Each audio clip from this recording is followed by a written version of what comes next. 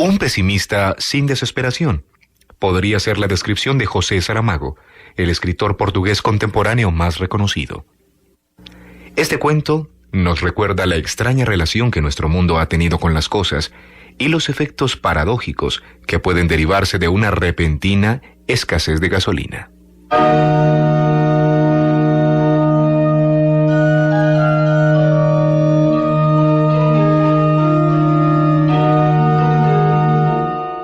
Embargo.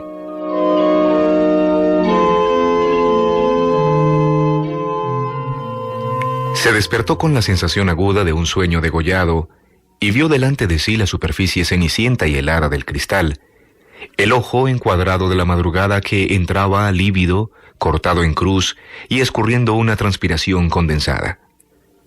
Pensó que su mujer se había olvidado de correr las cortinas al acostarse y se enfadó. Si no consiguiese volver a dormirse ya, acabaría por tener un día fastidiado. Le faltó, sin embargo, el ánimo para levantarse, para cubrir la ventana. Prefirió cubrirse la cara con la sábana y volverse hacia la mujer que dormía, refugiarse en su calor y en el olor de su pelo suelto.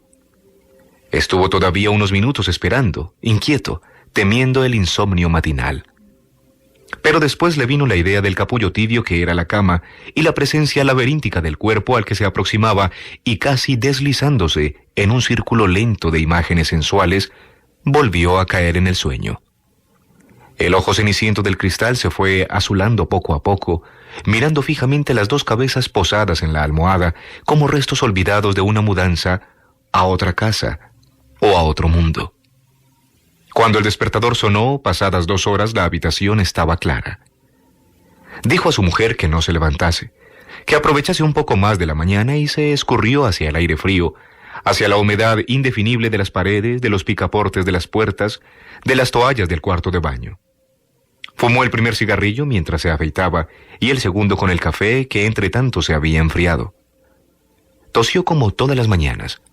Después se vistió a oscuras sin encender la luz de la habitación. No quería despertar a su mujer. Un olor fresco a agua de colonia avivó la penumbra, y eso hizo que la mujer suspirase de placer cuando el marido se inclinó sobre la cama para besarle los ojos cerrados, y susurró que no volvería a comer a casa. Cerró la puerta y bajó rápidamente la escalera. La finca parecía más silenciosa que de costumbre, tal vez por la niebla, pensó. Se había dado cuenta de que la niebla era como una campana que ahogaba los sonidos y los transformaba, disolviéndolos, haciendo de ellos lo que hacía con las imágenes. Había niebla. En el último tramo de la escalera ya podía ver la calle y saber si había acertado. Al final había una luz aún grisácea, pero dura y brillante, de cuarzo. En el bordillo de la acera una gran rata muerta. Y mientras encendía el tercer cigarrillo, detenido en la puerta, pasó un chico embozado con gorra que escupió por encima del animal como le habían enseñado y siempre veía hacer. El automóvil estaba 5 casas más abajo. Una gran suerte haber podido dejarlo allí. Había adquirido la superstición de que el peligro de que se lo robasen sería mayor cuanto más lejos lo hubiese dejado por la noche. Sin haberlo dicho nunca en voz alta, estaba convencido de que no volvería a ver el coche si lo dejase en cualquier extremo de la ciudad. Allí, tan cerca, tenía confianza. El automóvil aparecía cubierto de gotitas, los cristales cubiertos de humedad.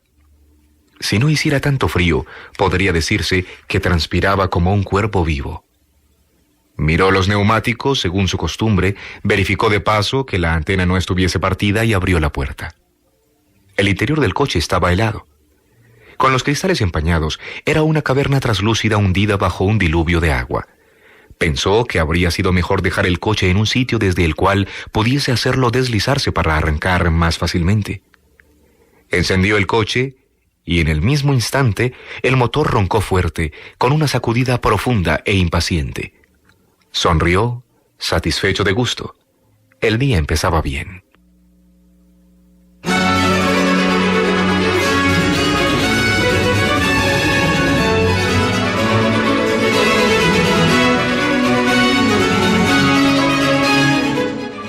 Calle arriba el automóvil arrancó, rozando el asfalto como un animal de cascos, triturando la basura esparcida. El cuentakilómetros dio un salto repentino a 90, Velocidad de suicidio en la calle estrecha bordeada de coches aparcados. ¿Qué sería? Retiró el pie del acelerador inquieto. Casi diría que le habían cambiado el motor por otro más potente. Pisó con cuidado el acelerador y dominó el coche. Nada de importancia. A veces no se controla bien el balanceo del pie. Basta que el tacón del zapato no asiente en el lugar habitual para que se altere el movimiento y la presión. Es fácil. Distraído con el incidente, aún no había mirado el contador de la gasolina. ¿La habrían robado durante la noche como no sería la primera vez? No. El puntero indicaba precisamente medio depósito. Paró en un semáforo rojo sintiendo el coche vibrante y tenso en sus manos. Curioso. Nunca había reparado en esta especie de palpitación animal que recorría en olas las láminas de la carrocería y le hacía estremecer el vientre. Con la luz verde el automóvil pareció serpentear, estirarse como un fluido para sobrepasar a los que estaban delante. Curioso. Pero en verdad siempre se había considerado mucho mejor conductor que los demás. Cuestión de buena disposición esta agilidad de reflejos de hoy, quizá excepcional. Medio depósito. Si encontrase una gasolinería funcionando, aprovecharía. Por seguridad, con todas las vueltas que tenía que dar ese día antes de ir a la oficina, mejor de más que de menos. Este estúpido embargo. El pánico, las horas de espera, en colas de decenas y decenas de coches. Se dice que la industria va a sufrir las consecuencias. Medio depósito. Otros andan a esta hora con mucho menos, pero si fuese posible llenarlo. El coche tomó una curva balanceándose y con el mismo movimiento se lanzó por una subida empinada sin esfuerzo. Allí cerca había un surtidor poco conocido, tal vez tuviese suerte. Como un perdiguero que acude al olor, el coche se insinuó entre el tráfico, dobló 2 esquinas y fue a ocupar un lugar en la cola que esperaba. Buena idea. Miró el reloj. Debían de estar por delante unos 20 coches. No era ninguna exageración. Pero pensó que lo mejor sería ir primero a la oficina y dejar las vueltas para la tarde, ya lleno el depósito sin preocupaciones. Bajó el cristal para llamar a un vendedor de periódicos que pasaba. El tiempo habría enfriado mucho, pero allí, dentro del automóvil, con el periódico abierto sobre el volante, fumando mientras esperaba, hacía un calor agradable, como el de las sábanas. Hizo que se movieran los músculos de la espalda con una torsión de gato voluptuoso al acordarse de su mujer aún recostada en la cama a aquella hora, y se recostó mejor en el asiento. El periódico no prometía nada bueno. El embargo se mantenía. Una Navidad oscura y fría, decía uno de los titulares. Pero él aún disponía de medio depósito y no tardaría en tenerlo lleno. El automóvil de delante avanzó un poco. Bien. Hora y media más tarde, estaba llenándolo y 3 minutos después arrancaba. Un poco preocupado porque el empleado le había dicho sin ninguna expresión particular en la voz, de tan repetida la información, que no habría allí gasolina antes de 15 días. En el asiento al lado el periódico anunciaba restricciones rigurosas. En fin, de lo malo, el depósito estaba lleno. ¿Qué haría? ¿Ir directamente a la oficina o pasar primero por casa de un cliente a ver si le daban el pedido? Escogió el cliente. Era preferible justificar el retraso con la visita que tener que decir que había pasado hora y media en la cola de la gasolina cuando le quedaba medio depósito. El coche estaba espléndido. Nunca se había sentido tan bien conduciéndolo.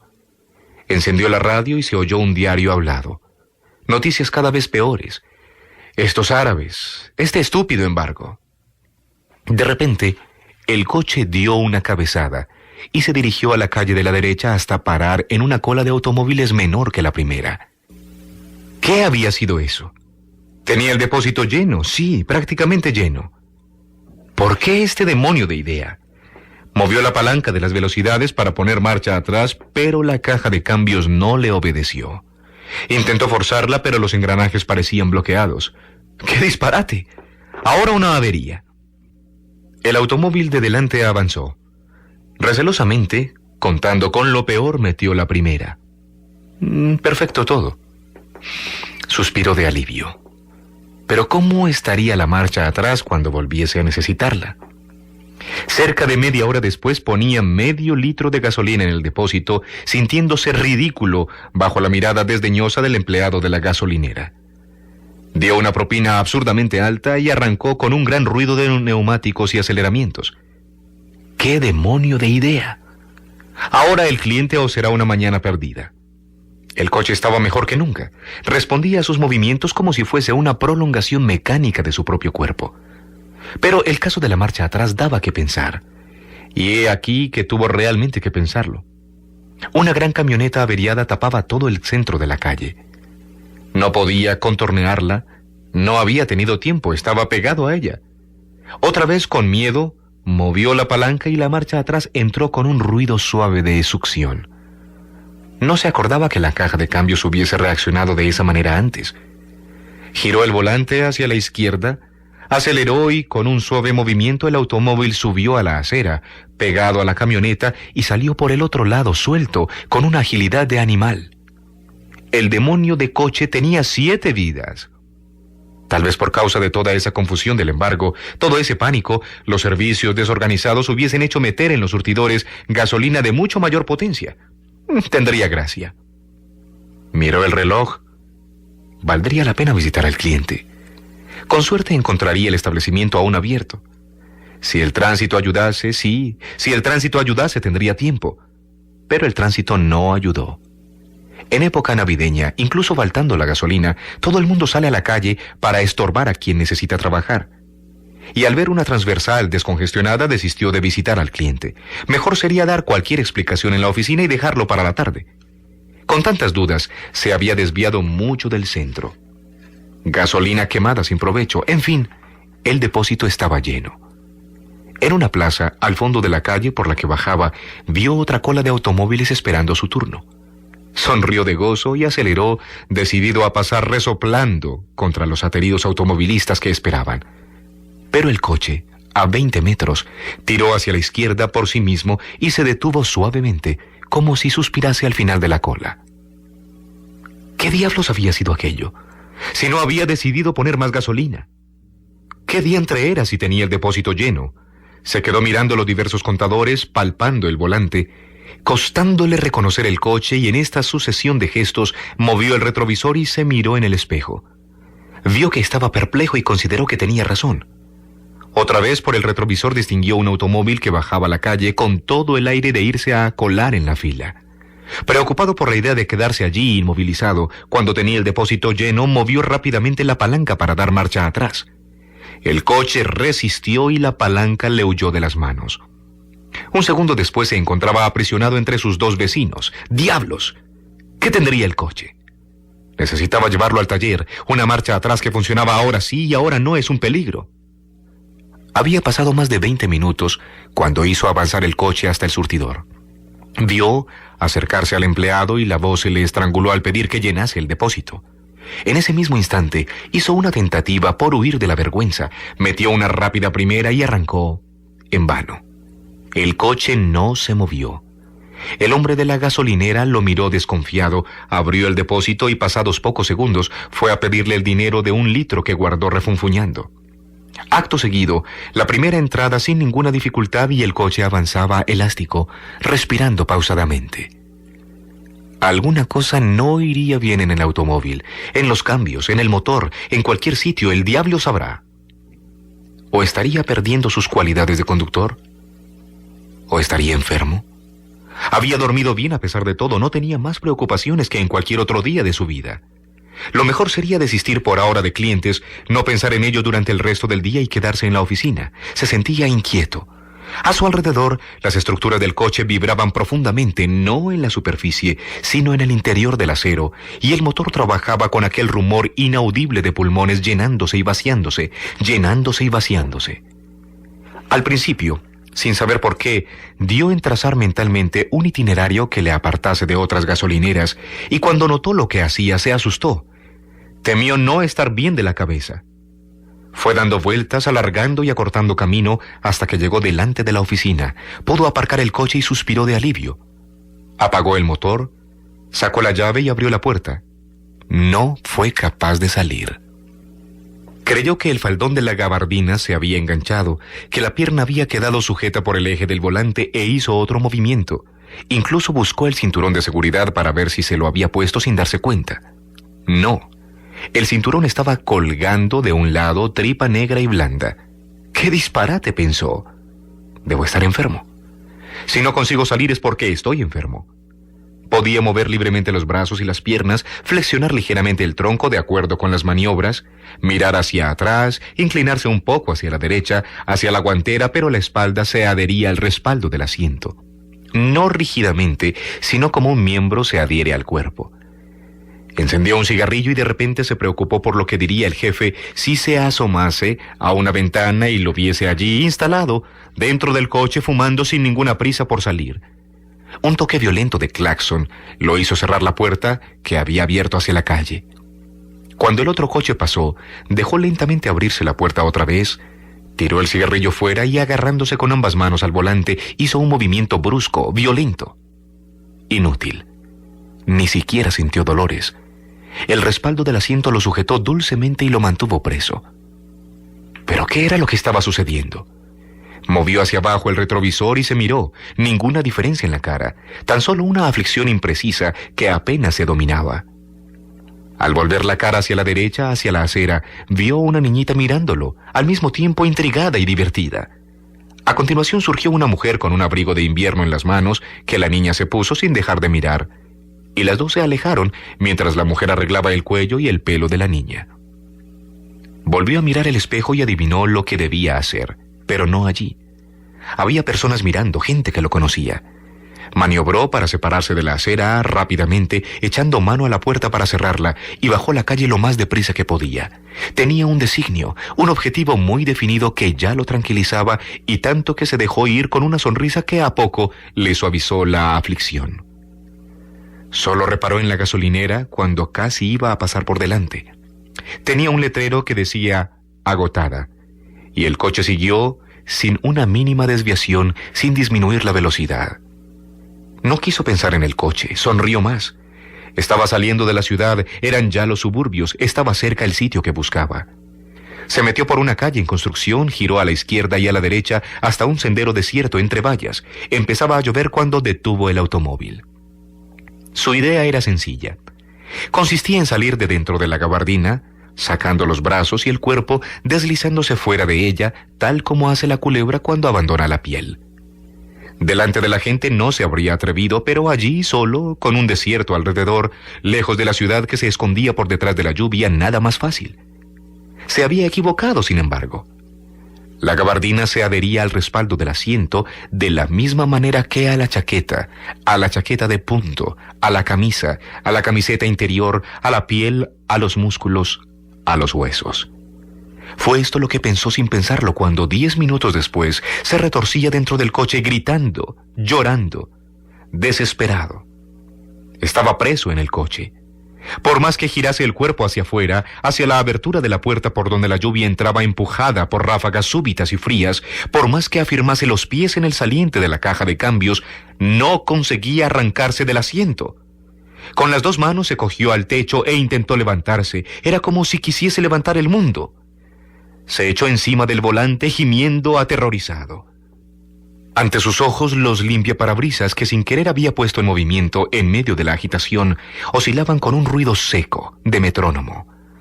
De lejos le llegó el pitido de una fábrica y a continuación, en la curva del camino, apareció un hombre pedaleando una bicicleta cubierto con un gran pedazo de plástico negro por el cual la lluvia escurría como sobre la piel de una foca.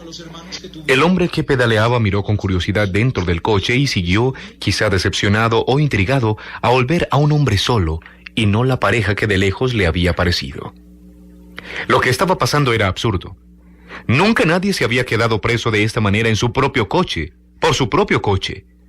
Tenía que haber un procedimiento cualquiera para salir de allí. A la fuerza no podía ser. ¿Tal vez en un taller? No. ¿Cómo lo explicaría? ¿Llamar a la policía y después? Se juntaría la gente, todos mirando, mientras la autoridad evidentemente tiraría de él por un brazo y pediría ayuda a los presentes, y sería inútil porque el respaldo del asiento dulcemente lo sujetaría. E irían los periodistas, los fotógrafos, y sería exhibido dentro de su coche en todos los periódicos del día siguiente, lleno de vergüenza, como un animal trasquilado en la lluvia. Tenía que buscarse otra forma. Apagó el motor y sin interrumpir el gesto se lanzó violentamente hacia afuera, como quien ataca por sorpresa. Ningún resultado. Se hirió en la frente y en la mano izquierda, y el dolor le causó un vértigo que se prolongó mientras una súbita e irreprimible ganas de orinar se expandía, liberando interminable el líquido caliente que se vertía y escurría entre las piernas al suelo del coche. Cuando sintió todo esto empezó a llorar, bajito, con un gañido, miserablemente, y así estuvo hasta que un perro escuálido, llegado de la lluvia, fue a ladrarle sin convicción a la puerta del coche. Embargó despacio, con los movimientos pesados de un sueño de las cavernas, y avanzó por el sendero, esforzándose en no pensar, en no dejar que la situación se le presentase en el entendimiento. De un modo vago sabía que tendría que buscar a alguien que lo ayudase, pero ¿quién podía ser? No quería asustar a su mujer, pero no quedaba otro remedio. Quizá ella consiguiese descubrir la solución, al menos no se sentiría tan desgraciadamente solo. Volvió a entrar en la ciudad, atento a los semáforos, sin movimientos bruscos en el asiento, como si quisiese apaciguar los poderes que lo sujetaban. Eran más de las 2 y el día había oscurecido mucho. Vio 3 gasolineras, pero el coche no reaccionó. Todas tenían el letrero de agotada. A medida que penetraba en la ciudad, iba viendo automóviles abandonados en posiciones anormales, con los triángulos rojos colocados en la ventanilla de atrás, señal que en otras ocasiones sería de avería, pero que significaba ahora casi siempre falta de gasolina. 2 veces vio grupos de hombres empujando automóviles encima de las aceras, con grandes gestos de irritación, bajo la lluvia que no había parado todavía. Cuando finalmente llegó a la calle donde vivía, tuvo que imaginarse cómo iba a llamar a su mujer. Detuvo el coche enfrente del portal, desorientado, casi al borde de otra crisis nerviosa. Esperó que sucediese el milagro de que su mujer bajase por obra y merecimiento de su silenciosa llamada de socorro. Esperó muchos minutos, hasta que un niño curioso de la vecindad se aproximó y pudo pedirle, con el argumento de una moneda, que subiese al 3er piso y dijese a la señora que allí vivía que su marido estaba esperándola en el coche, que acudiese deprisa, que era muy urgente. El niño subió y bajó, dijo que la señora ya venía y se apartó corriendo, habiendo hecho el día. La mujer bajó como siempre andaba en casa, ni siquiera se había acordado de coger un paraguas, y ahora estaba en el umbral, indecisa, desviando sin querer los ojos hacia una rata muerta en el bordillo de la acera, hacia la rata blanda, con el pelo erizado, dudando en cruzar la acera bajo la lluvia, un poco irritada contra el marido que la había hecho bajar sin motivo, cuando podía muy bien haber subido a decirle lo que quería. Pero el marido llamaba con gestos desde dentro del coche y ella se asustó y corrió.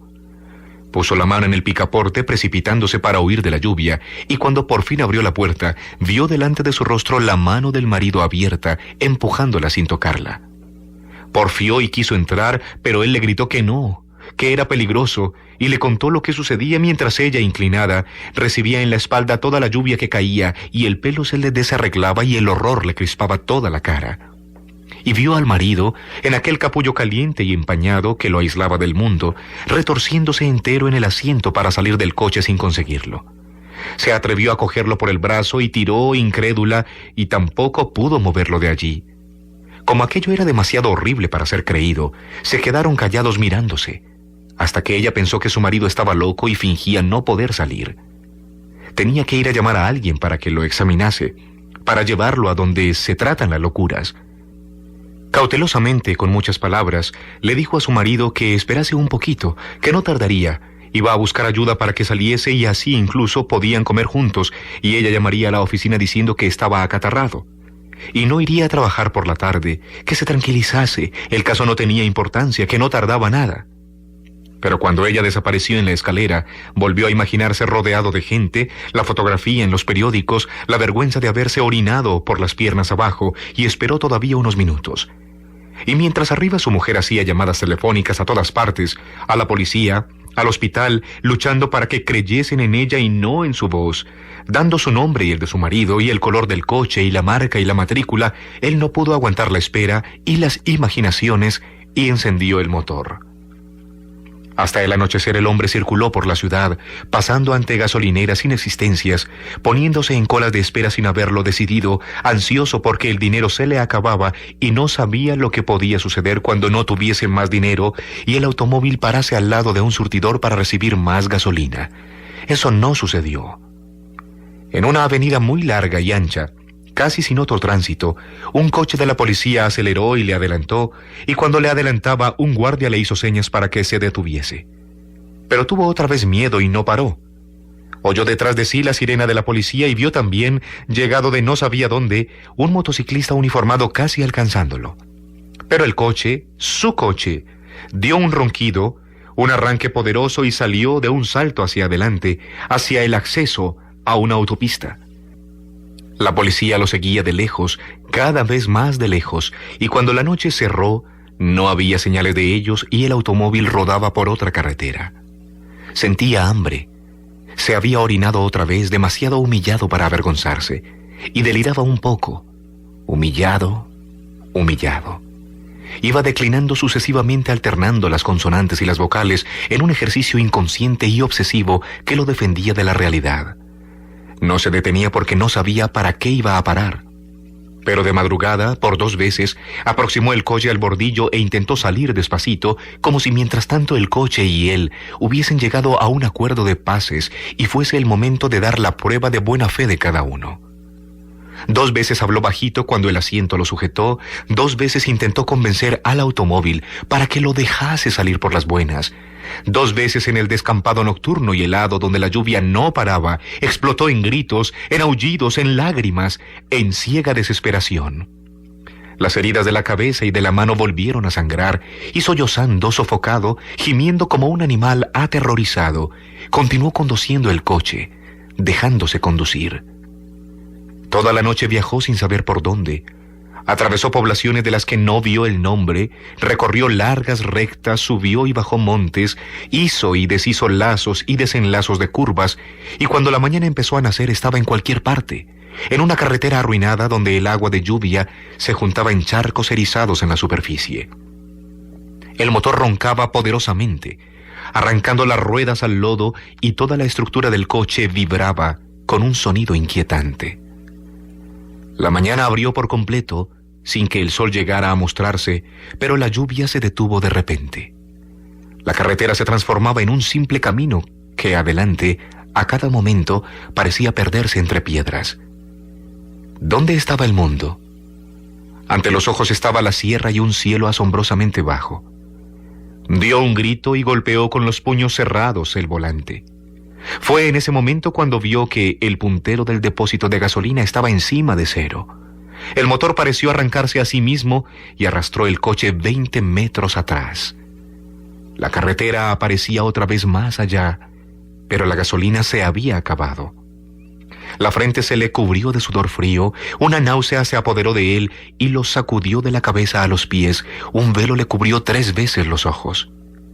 A tientas, abrió la puerta para liberarse de la sofocación que le llegaba, y con ese movimiento, porque fuese a morir o porque el motor se había muerto, el cuerpo colgó hacia el lado izquierdo y se escurrió del coche. Se escurrió un poco más y quedó echado sobre las piedras. La lluvia había empezado a caer de nuevo.